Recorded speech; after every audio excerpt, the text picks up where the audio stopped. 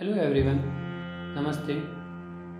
आज हम जानेंगे एक अमेरिकी राष्ट्रीय उद्यान के बारे में जो ग्लेशियर नेशनल पार्क के नाम से जाना जाता है। ये राष्ट्रीय उद्यान का काफ़ी प्राकृतिक महत्व रहा है।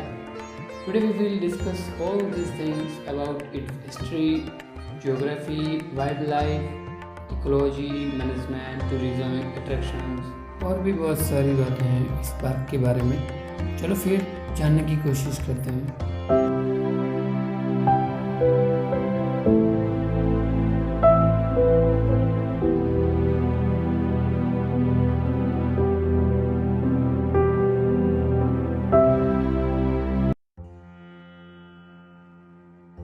हम सामान्य माहिती पर ध्यान दें तो ये ग्लेशियर नेशनल पार्क अमेरिकी राष्ट्रीय उद्यान है जो कि कनाडा संयुक्त राज्य अमेरिका की सीमा पर स्थित है। उद्यान संयुक्त राज्य के उत्तर पश्चिमी मोंटाना राज्य में स्थित है और कनाडा की ओर अल्बर्टा और ब्रिटिश कोलंबिया प्रांतों से सटा हुआ है। उद्यान 10 लाख एकड़ यानी कि 4000 किलोमीटर स्क्वायर से अधिक क्षेत्र में फैला हुआ है और इसमें 2 पर्वत श्रृंखला है। रोकी पर्वत की उपश्रेणियां, 130 से अधिक नामित जिले हैं, 1000 से अधिक विभिन्न पौधों की प्रजातियां और सैकड़ों वन्य जीवों की प्रजातियां शामिल है। इस विशाल प्राचीन पारिस्थितिकी तंत्र को जो कि 16,000 वर्ग मील यानी कि 41,000 किलोमीटर स्क्वायर में शामिल संरक्षित भूमि का भाग है। इसे crown of the continent ecosystem के रूप में संदर्भित किया गया है।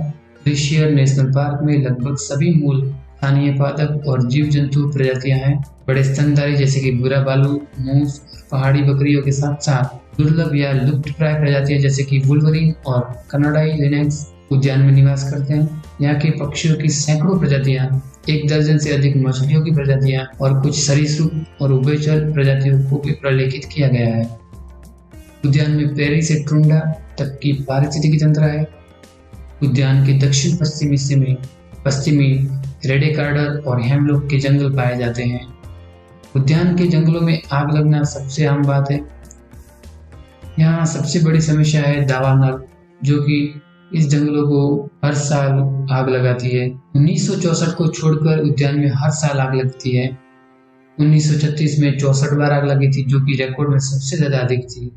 2003 में लगी आग ने लगभग 1,36,000 एकड़ 550 किलोमीटर स्क्वायर उद्यान के 13% से अधिक हिस्से को जला दिया था।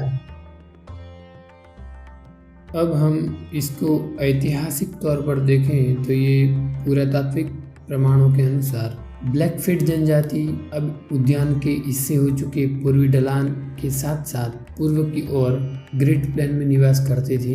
1895 में ब्लैकफीट के मुखिया व्हाइटकॉप ने अमेरिकी सरकार को कुछ 8 लाख एकड़ का पर्वतीय क्षेत्र $15 लाख में बिक्री के लिए अधिकृत किया।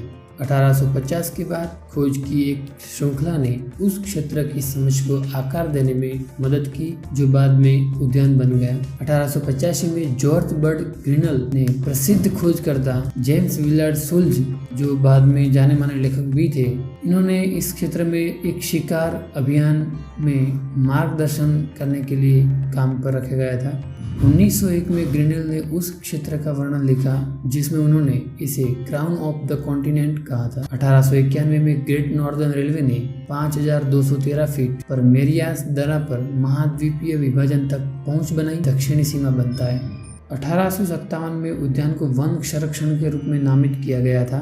वन होते हुए भी खनन की अनुमति अभी भी थी, लेकिन व्यावसायिक रूप से सफल कभी हुई नहीं। 1910 में अमेरिकी कांग्रेस में एक बिल पेश किया गया था जिसमें इस क्षेत्र को एक राष्ट्रीय उद्यान के नाम पे नामित किया गया। इस बिल पर 1910 में राष्ट्रपति विलियम हॉवर्ड ट्राप ने उस वक्त हस्ताक्षर किए और कानून में इसको बदल दिया। द ग्रेट नॉर्थ रेलवे ने अध्यक्ष लुइस डब्ल्यू को इस हिल की देखरेख में 1910 के दशक में और पर्यटन को बढ़ावा देने के लिए कई होटल और शैलें बनाई। जब उद्यान अच्छी तरह से स्थापित हो गया तो आगंतुकों ने ऑटोमोबाइल पर अधिक भरोसा करना शुरू कर दिया।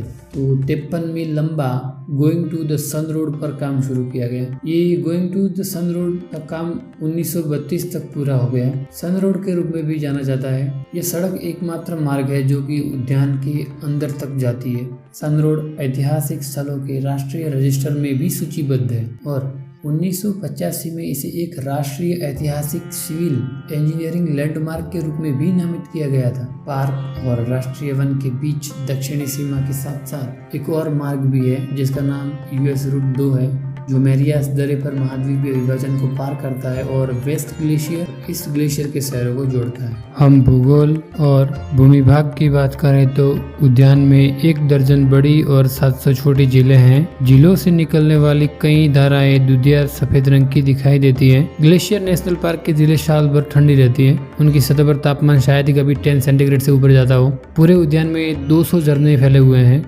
जैसा कि उद्यान महाद्वीपीय विभाजन में फैला हुआ है और ऊंचाई विभिन्नतः 7000 फीट से भी ज्यादा अधिक है। उद्यान में कई जलवायु और सूक्ष्म जलवायु भी पाए जाते हैं। वन्य जीव और पारिस्थितिकी के बारे में बात करें तो यहाँ पर बेयर ग्रास एक लंबा फूल वाला पौधा है जो आमतौर पर पूरे पार्क में पाया जाता है। उद्यान में कुल 1132 पौधों की प्रजातियों की पहचान की गई है। उद्यान में स्तनधारियों की 2 विलुप्त प्रजातियों भूरे भालू और वन बिलाव पाए जाते हैं। पक्षियों की कुल 260 प्रजातियां दर्ज की गई है, जिनमें साल भर पाई जाने वाली बोल्ड ईगल, गोल्डन ईगल, पेरेग्रिल बाज, ऑस्प्रे और बाज की कई सारी प्रजातियां शामिल है। कई दशकों तक दावानल को जंगलों और उद्यानों को जैसे संरक्षित क्षेत्रों के लिए खतरे के रूप में देखा जाता था।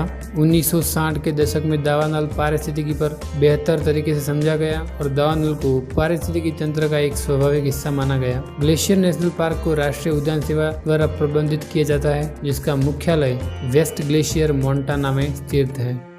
टूरिज्म पर बात करें तो ये प्रमुख शहरों से काफी दूर है। 1930 के दशक में व्हाइट मोटर कंपनी के कोचों का एक बेड़ा, जिसे रेड जैमर्स कहा जाता है, उद्यान के सभी मार्गों पर पर्यटन मुहैया करवाता था। टूर बसों का पुनर्निर्माण 2001 में फोर्ड मोटर कंपनी द्वारा किया गया। 1920 के दशक में कुछ बड़ी झीलों पर ऐतिहासिक लकड़ी की नावें भी चलाई गई। उद्यान में लंबी पैदल यात्रा करना लोकप्रिय है। आधे से अधिक आगंतुकों ने उद्यान की लगभग 700 मील की पगडंडी पर पैदल यात्रा करना करते हैं। आज के लिए बस इतना ही। मिलते हैं फिर नए वीडियो में। जय हिंद, जय भारत।